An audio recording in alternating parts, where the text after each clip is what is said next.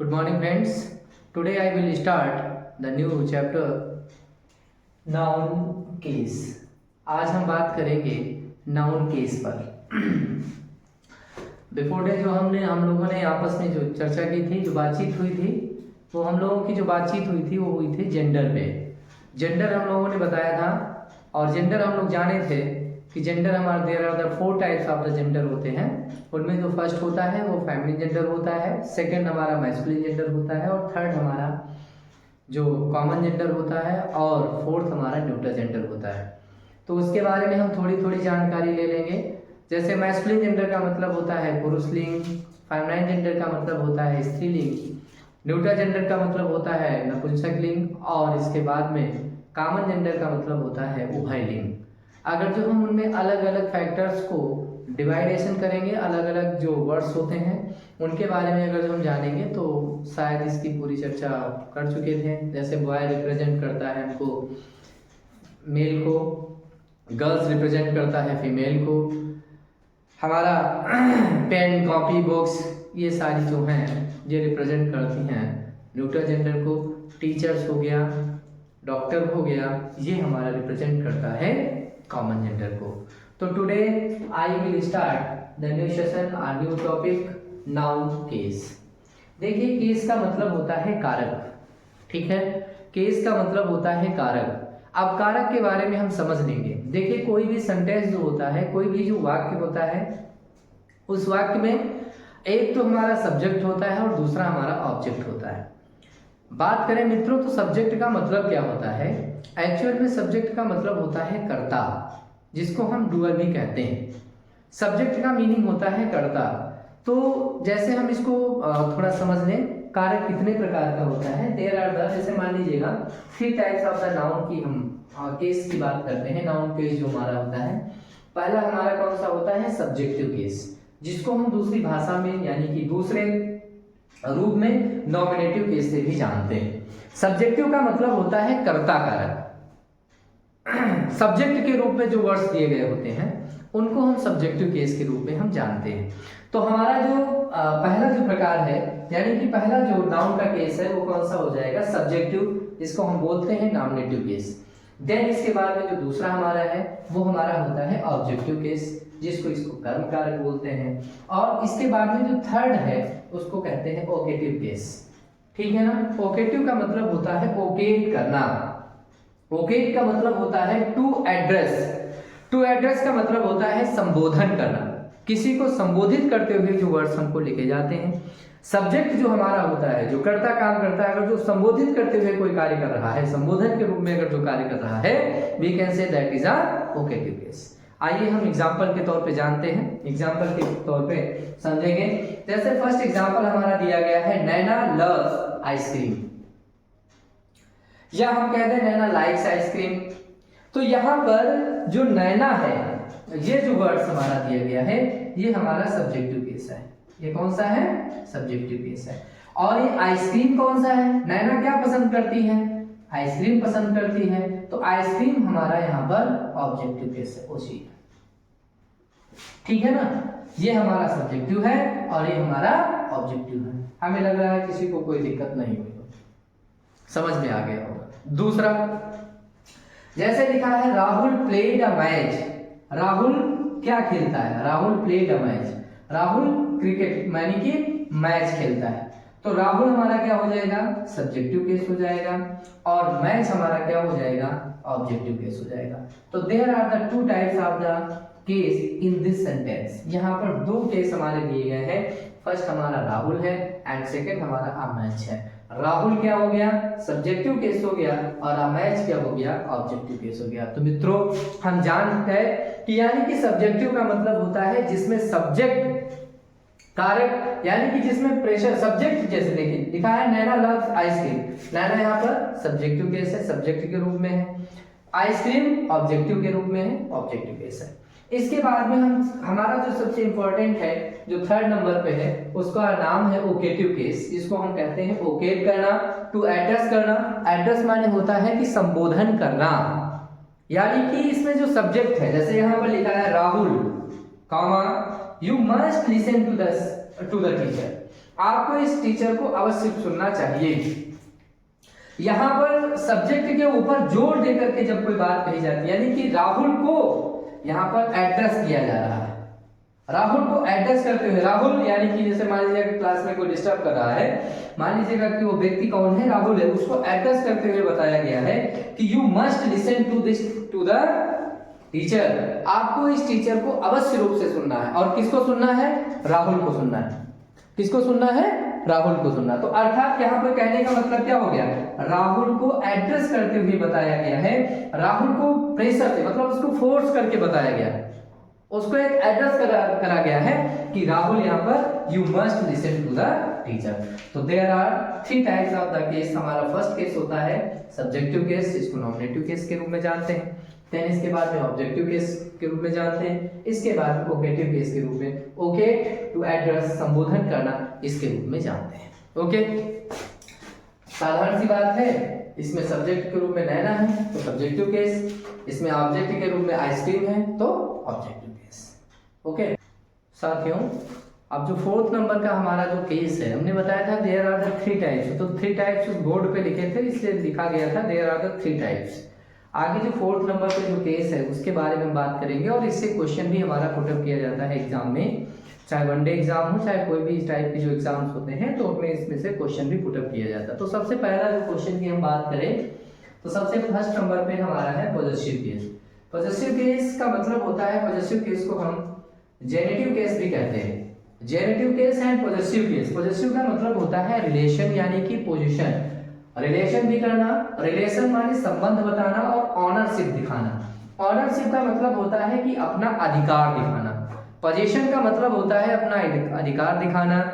और इसके साथ साथ में पॉजिटिव केस का अगर जो हम डिफाइन करें, इसकी डेफिनेशन क्या होगी, तो डेफिनेशन इसकी ये होती है रिलेशन एंड ऑनरशिप, यानी कि रिलेशन होता है नाउन का किसी दूसरे नाउन के साथ में, यानी कि नाउन का नाउन के साथ में मतलब किसी भी तरीके से उसका रिलेशन दूसरे वर्ड्स के साथ में किस टाइप का है, वो सारा काम करना, उन सारी चीजों को बनाना, वो सारी मात्र किसका काम रहता है, वो पॉजिटिव केस का काम रहता है। अब देखिएगा बहुत सिंपल सी बात है लेकिन थोड़ा कठिन बात भी है, इसको थोड़ा हम डीपली लेंगे और समझेंगे भी। लिविंग एंड नॉन लिविंग, अभी मैंने आपसे बात की थी इससे पहले, क्योंकि ये स्टेप बाय स्टेप आपको पढ़ाया जा रहा है। जो हमारे कोर्स का जो नाम है, जो चैनल का नाम है इंग्लिश बाय अनुपम सर, तो उसका एक जो मोटो है उसमें यही बताया गया है कि बेसिक टू एडवांस। तो हम बेसिक से लेकर के एडवांस की तरफ बढ़ते जाएंगे, बेसिक से एडवांस की तरफ हम लेकर के इन सारी चीजों को जाएंगे। बेसिक हमारा क्या है? बेसिक सबसे फर्स्ट नंबर पे तो ये है कि अगर जो हम बेसिक की बात करें तो बेसिक में जैसे हमने आपको जेंडर बताया था, अब जेंडर में आपका ये क्लियर हो चुका है कि क्या चीज मेल है और क्या चीज फीमेल है। इसी तरीके से जैसे लिविंग थिंग, अब लिविंग नाउन के अंतर्गत जितने भी मेल फीमेल जितनी सारी चीजें वो सब लिविंग के अंतर्गत आ जाएंगे। नॉन लिविंग में, नॉन लिविंग का मतलब एक हो जाएगा जो न्यूट्रल जेंडर की जितनी सारी चीजें हैं वो सब हमारे किसके अंतर्गत आ जाएंगे, नॉन लिविंग के अंतर्गत आ जाएंगे। तो इसके बारे में हम चर्चा कर लेते हैं।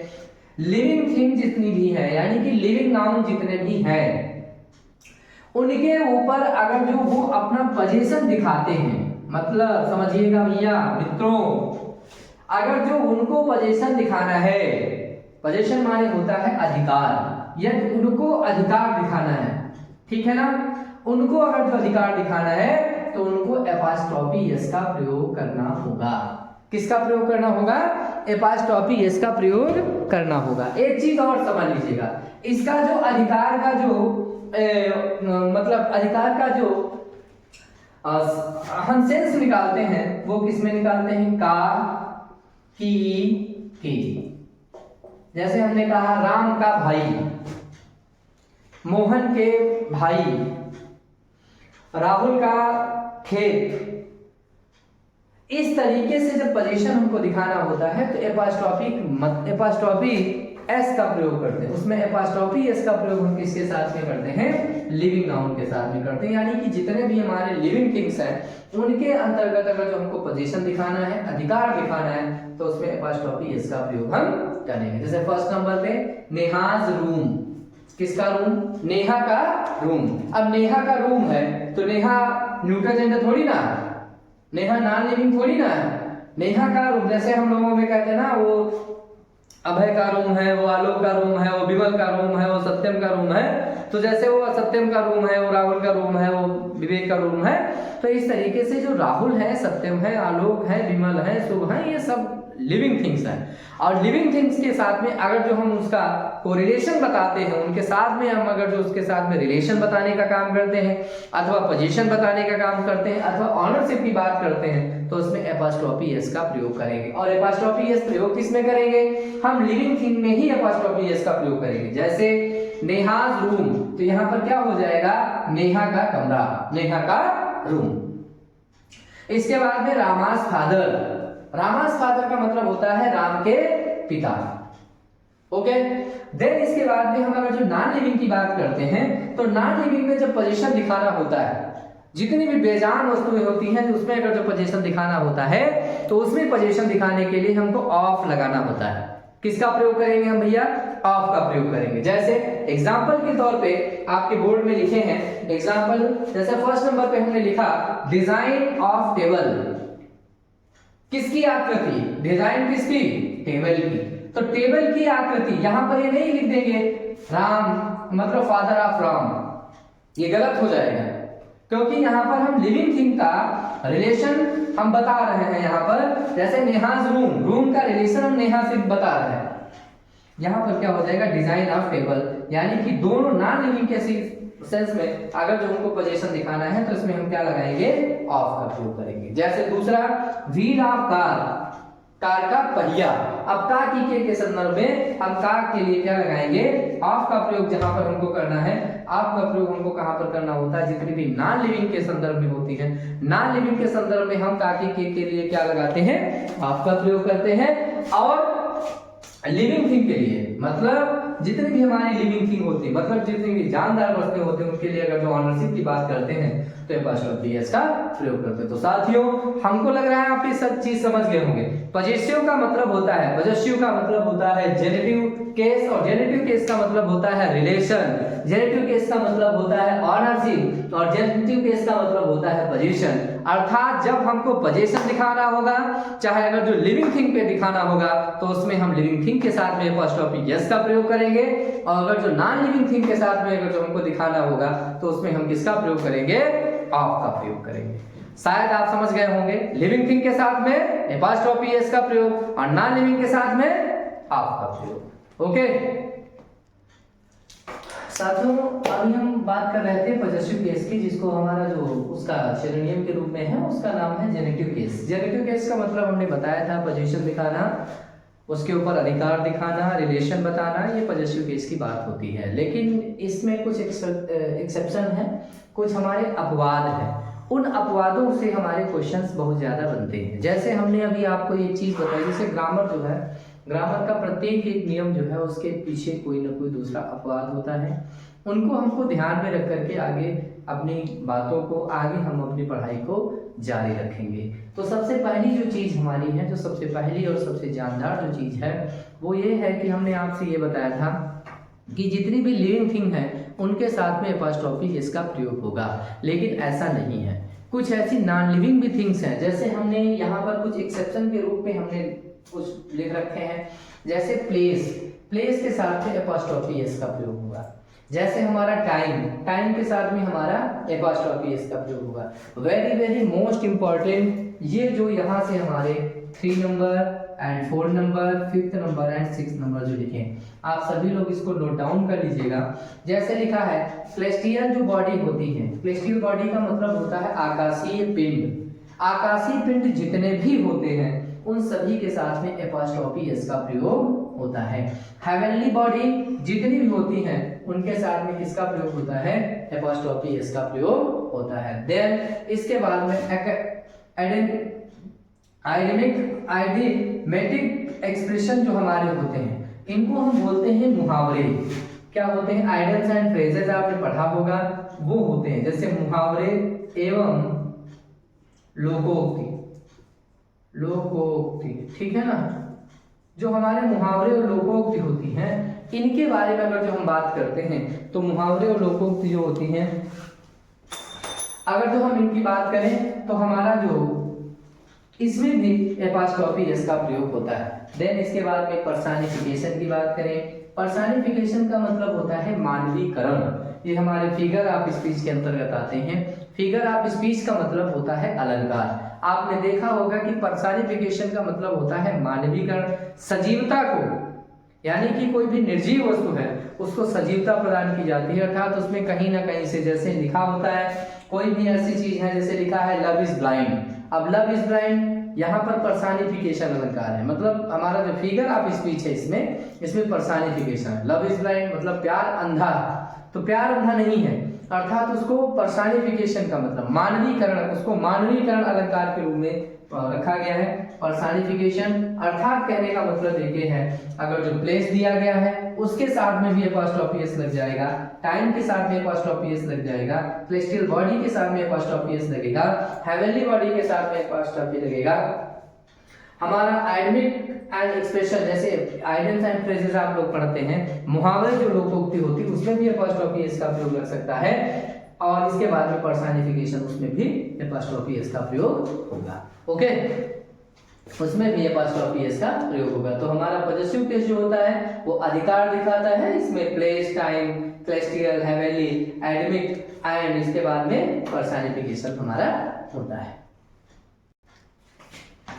भैया हमारे जितने भी हिंदी भाषी भैया बहन है वो विशेष करके ये चैनल उन्हीं को समर्पित भी है।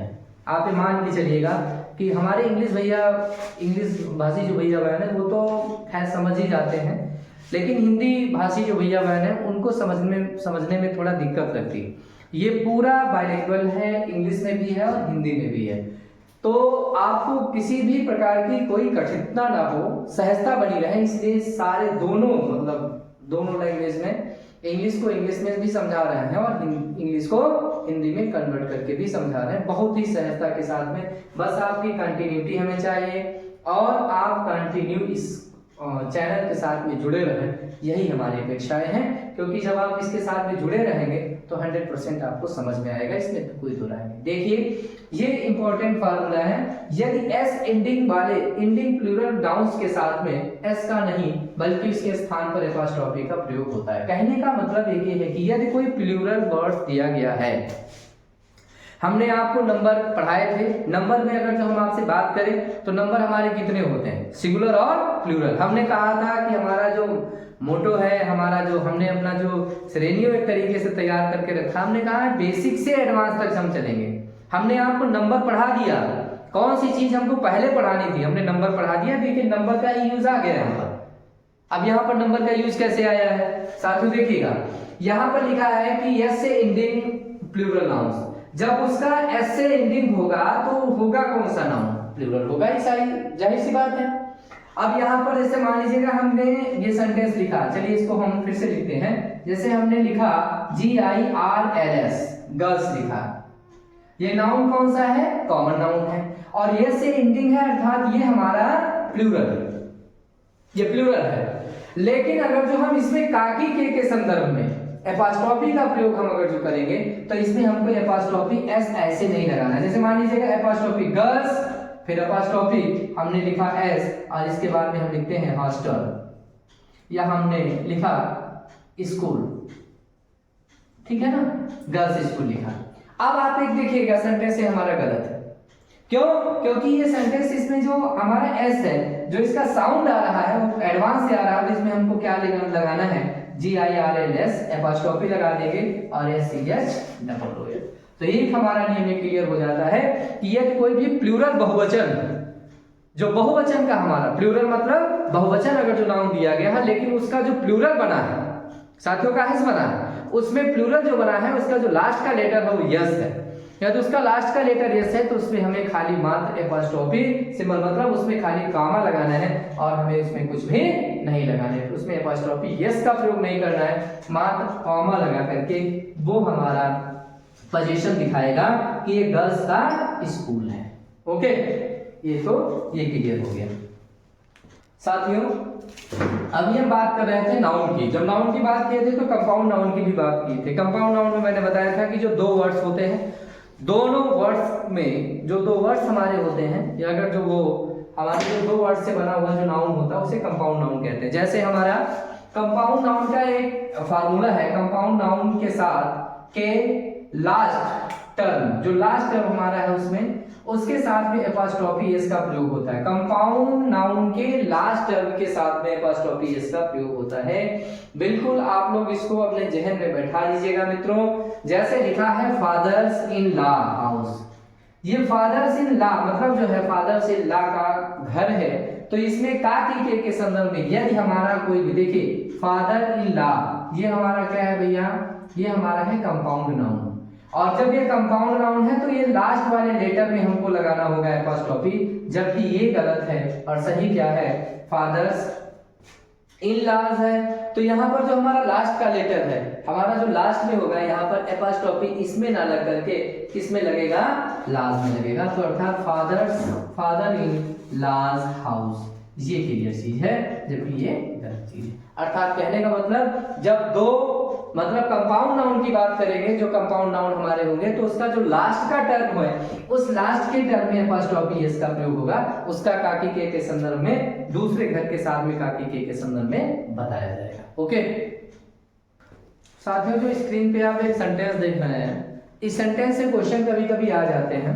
एक्चुअल में इसमें क्या है, जैसे लिखा है Tagore the poets house was decorated. देखिए इसमें दो चीज आपको दिख रहे होंगे, अगर जो हम आपसे क्वेश्चन करें तो इसमें दो चीजें दिख रही हैं, एक तो टैगोर और दूसरा पोएट। तो टैगोर और पोएट दोनों एक ही व्यक्ति है, मतलब यहां पर जब दो नाउन एक ही बात को अगर जो हम बताते हैं तो उसमें जो लास्ट का नाउन होता है उसके साथ में हम एपॉस्ट्रोफी एस का प्रयोग करते हैं। जैसे लिखा है Tagore the poets house was decorated, अर्थात टैगोर जो कवि टैगोर है उनका हाउस जो है क्या किया गया था, डेकोरेटेड किया गया था, मतलब उसको सजाया गया था। तो यहाँ पर जैसे टैगोर हमारा एक नाउन हो गया, पोएट्स भी हमारा नाउन हो गया, तो जो लास्ट का नाउन होगा उसी के साथ में हम किसका प्रयोग करेंगे, एपॉस्ट्रोफी एस का प्रयोग करेंगे। समझ गए ना। साथ में एक स्ट्रक्चर लिखा है आपके सामने, इस स्ट्रक्चर को नोट डाउन आप लोग कर लीजिएगा। एक्चुअल में जैसे मान लीजिएगा इस टाइप का स्ट्रक्चर का कोई हमारा सेंटेंस दिया गया, जैसे दा लिखा हो, दा से स्टार्ट हो, दा हो, दिस हो, दैट हो, दोज हो। जब हम प्रोनाउन की बात करेंगे, जैसे दा है, ये दा हमारा आर्टिकल है। ओके, जब हम आर्टिकल की बात करेंगे तब हम दा को डिफाइन करेंगे कि डेफिनेट आर्टिकल के अंतर्गत आता है और किन किन चीजों के साथ में दा का प्रयोग होता है। दिस हो गया, दैट हो गया, दोज हो गया। इसके बाद में कोई नाउन दिया गया है और नाउन के बाद में आप का प्रयोग है और आप के बाद में हमारा कोई नाउन है।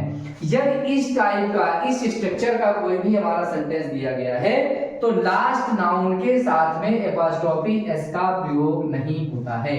अर्थात कहने का मतलब ये है कि इसमें जो लास्ट का नाउन है, मतलब दो नाउन दिए गए हैं, एक नाउन यहाँ पर है और इसके बाद में दूसरा नाउन है, तो देखिए प्रीपोजिशन का मतलब ही होता है, हमने आपको पहली क्लास में आप सभी को बताया था। जैसे प्रीपोजिशन का मतलब ये होता है कि नाउन का नाउन के साथ में, प्रोनाउन का प्रोनाउन के साथ में जो संबंध बताने का काम करता है उसे हम क्या कहते हैं, प्रीपोजिशन कहते हैं। तो यहाँ पर नाउन और नाउन के बीच में जो चीज आई है वो क्या है, हमारा प्रीपोजिशन है। तो यहाँ पर हमको ये ध्यान रखना है कि लास्ट नाउन के साथ में एपॉस्ट्रोफी एस का प्रयोग नहीं होता, अर्थात लास्ट नाउन के साथ में हम एपॉस्ट्रोफी एस का प्रयोग नहीं करते हैं। जैसे ये सेंटेंस लिखा है, this advice of mister Rao is important. यह जो एडवाइस है, यह जो उनका एडवाइस है, एडवाइस माने जो इनकी सलाह है वो क्या है, मिस्टर राव की बहुत ही सुंदर, मतलब बहुत ही इंपॉर्टेंट है। तो हम इसको कैसे करेंगे, तो यहाँ पर जब हम इसको करेक्ट करना होगा तो हम क्या लगाएंगे, दिस एडवाइस ऑफ। देखिए दिस हमारा ये आ गया, ओके, एडवाइस नाउन आ गया। हमने आपको बताया था एडवाइस, इसमें एस लगा देंगे तो उसका पूरा सेम मीनिंग बदल जाएगा। आपको परसों की क्लास में मैंने बताया था, जैसे एयर लिखा है, एयर माने क्या होता है, AIR, एयर मींस हवा, AIRS, एयर मींस दिखावटी व्यवहार, गुड, गुड मींस अच्छा, गुड्स मींस सामान, फिजिक्स मींस क्या बताया था, फिजिक्स माने क्या होता है, दवा, और फिजिक्स मींस भौतिक विज्ञान। इस तरीके से हम लोगों ने चर्चाएं की थी, बातें की थी। आप लोगों का बहुत ढेर सारा स्नेह और प्यार मिल रहा है, लेकिन साथ में हमको एक बात जरूर कहनी है कि यदि आप लोगों को ये सेशन बहुत अच्छे लग रहे हैं तो आप लोग सभी लोग लाइक भी करिएगा, सब्सक्राइब भी करिएगा और लोगों तक इनको पहुंचाइएगा, ताकि उन बच्चों तक जरूर पहुंच जाए जिनको इनकी नितांत आवश्यकता है।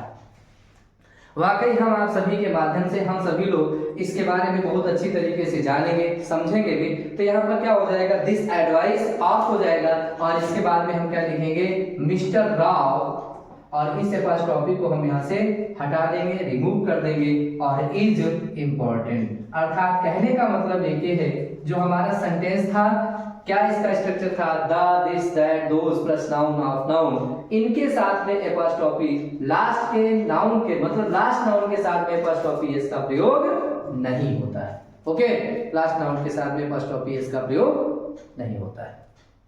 ये भी बहुत इंपॉर्टेंट फार्मूले के तहत एक सेंटेंस हमने लिखा है, जैसे लिखा है this is allies house who is single. आपको इसमें देखिए एक चीज दिख रही होगी, यहाँ पर एक चीज दिख रही होगी जो हु लिखा हुआ है। अभी हमने इस चैप्टर के बारे में चर्चा नहीं की है। प्रोनाउन जब हम आपको बताएंगे तो उसमें प्रोनाउन के जो प्रकार हैं, उन प्रोनाउन के प्रकार में एक प्रकार आता है जिसका नाम है रिलेटिव प्रोनाउन। रिलेटिव प्रोनाउन का मतलब होता है संबंध सूचक जो प्रोनाउन होता है, संबंध स्थापित करने वाला जो सर्वनाम होता है, उसे हम क्या कहते हैं, हु कहते हैं। हु माने क्या होता है, जिसको हम बोलते हैं, हु का मतलब यही होता है कि जो कि यहाँ पर जो संबंध रिलेशन बता रहा है, जो रिलेटिव प्रोनाउन के तहत है। जैसे लिखा है दिस इज अलीज हाउस, या अली का घर है, हु इज सिंगर, जो कि सिंगर है, जो कि एक गायक है। आप इस चीज को बिल्कुल बैठा लीजिएगा कान में, इस चीज को समझ लीजिएगा, समझ करके हमको समझना है। जैसे लिखा this is allies house who is singer, अगर जो सेंटेंस में नाउन के लिए अगर जो रिलेटिव प्रोनाउन का प्रयोग किया गया है, किसी भी रिलेटिव प्रोनाउन का प्रयोग किया गया है, तो उसमें एपॉस्ट्रोफी एस का प्रयोग कतई गलत है। अर्थात कहने का मतलब है दिस इज हाउस, और दिस इज हाउस और हु का प्रयोग किसके लिए है, अली, जो कि क्या है, अली कौन है, सिंगर है। तो अर्थात इसका जब हम सही सिंटैक्स करेंगे तो दिस इज अली हो जाएगा, हाउस हो जाएगा भैया, इसके बाद में who is singer, who is singer. अर्थात इससे एक बात निकल करके सामने आती है कि ये सेंटेंस में हमारे रिलेटिव प्रोनाउन दिया गया है, तो रिलेटिव प्रोनाउन वाले सेंटेंस में एपॉस्ट्रोफी एस का प्रयोग हम नहीं करेंगे। ओके, रिलेटिव प्रोनाउन के साथ में एपॉस्ट्रोफी एस का प्रयोग हम नहीं करेंगे।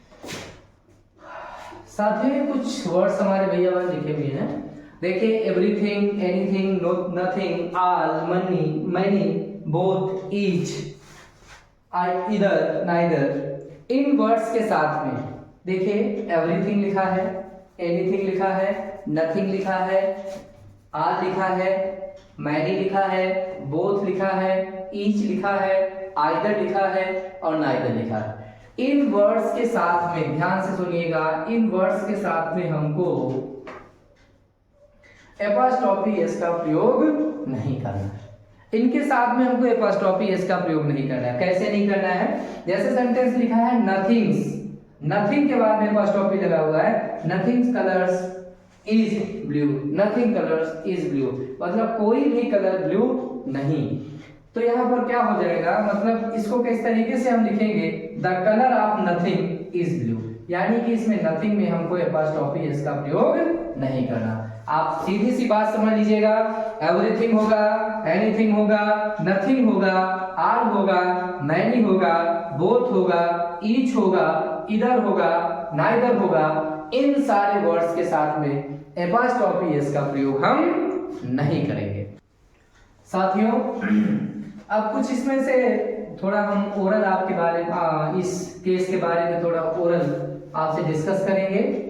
ओरल के रूप में हमने आपसे ये बताया था कि नाउन जो हमारा केस के अंतर्गत जो नाउन को हम पढ़ते हैं, तो नाउन केस का मतलब होता है कारक, और केस में हमारे जो पॉजिटिव वर्ड्स होते हैं वो कौन कौन से होते हैं। पॉजिटिव का मतलब होता है अधिकार दिखाने वाले जो नाउन्स होते हैं, जो वर्ड्स होते हैं, उनको हम, जो हमारे पॉजिटिव वर्ड्स हैं, अगर जो हम उनके बारे में बात करें, जो प्रोनाउन हमारे हैं, तो हमारा क्या हो जाता है, जैसे सब्जेक्टिव, ऑब्जेक्टिव और पॉजिटिव केस होता है, तो उसमें जैसे हमारा माई हो गया, ठीक है ना, योर हो गया, ठीक है ना, देयर हो गया, ओके, देयर हो गया, आगे हिज हो गया, इट्स हो गया, इनके साथ में अवर हो गया, इनके साथ में हमारा जो एपॉस्ट्रोफी एस है उसका प्रयोग हम नहीं करेंगे। इनके साथ में हमको एपॉस्ट्रोफी एस का प्रयोग नहीं करना। जैसे लिखा है हर्ष बैग, HERS बैग लिखा है, ये सेंटेंस गलत है, इसमें हम एपॉस्ट्रोफी एस का प्रयोग हम नहीं करेंगे। इसके साथ में जैसे हमारे हिसिंग वर्ड्स आते हैं जिनका साउंड लास्ट में सा निकलता है, उनके साथ में हमेशा हम क्या लगाएंगे, जैसे हमने लिखा गर्ल्स कॉलेज, जो हिसिंग वर्ड्स है उनके साथ में, जैसे इसमें यहां पर लास्ट में क्या लिखा हुआ है एस, मतलब सा का साउंड जिनमें लास्ट में आएगा उसमें हमको एपॉस्ट्रोफी एस का प्रयोग नहीं करना है, बल्कि कॉमा का, मतलब एपॉस्ट्रोफी एस का नहीं प्रयोग करना है। जैसे गर्ल्स लिखा है, इसमें सा सामान्य तौर से हमारा लास्ट में आ रहा है, तो इसमें हमको क्या लगाना है GIRLS और कॉमा कॉलेज लिख देंगे, ठीक है ना। तो ये हमारा क्या हो जाएगा गर्ल्स कॉलेज। इसी तरीके से बहुत सारी चीजें हैं, जैसे लिखा है कुछ, जैसे जिनमें हम मतलब हिसिंग वर्ड्स लास्ट का कोई सा निकलेगा तो उसमें हमको खाली मात्र कामा लगाना है। आज के लिए बस इतना ही, क्योंकि आप लोगों ने आज नाउन केस पढ़ा है, समझा है, जाना है। केस का मतलब होता है कारक, कारक में हमारे nominative case, objective case, vocative case और पॉजेसिव केस। पॉजेसिव केस में आप लोगों ने छोटे छोटे नियम भी जाने, छोटी छोटी जानकारियां भी जानी। बस आपको बस क्या करना है, इन वीडियोस को देखना है, बार बार जब हम देखेंगे तो ये सारी चीजें हमारी कंप्लीट होती जाएंगी। एक चीज जो मैंने लास्ट में बताई है, जितने भी जिनका प्रोनाउंसिएशन लास्ट में सा निकलता है उसमें हमको खाली कॉमा लगाना होता है। अगर जो सेंटेंस में जितने हमारे जो पॉजेसिव केस के जो प्रोनाउन होते हैं उनके साथ में एपॉस्ट्रोफी एस का प्रयोग हम नहीं करते हैं। ये सारी चीज़ों को, इन छोटे छोटे कॉन्सेप्ट को यदि हम क्लियर करते रहेंगे तो इंग्लिश बेसिकली हम लोगों की इजी भी हो जाएगी और सहज भी हो जाएगी। साथ में यदि आपको ये सेशन बहुत अच्छे लग रहे हैं तो आप लोग लाइक भी करिएगा, सब्सक्राइब भी करिएगा और इसको लोगों तक शेयर भी करिएगा। इस शब्दों के साथ में मैं अपनी वाणी को यहीं पर विराम दूंगा। बहुत बहुत धन्यवाद, नमस्कार।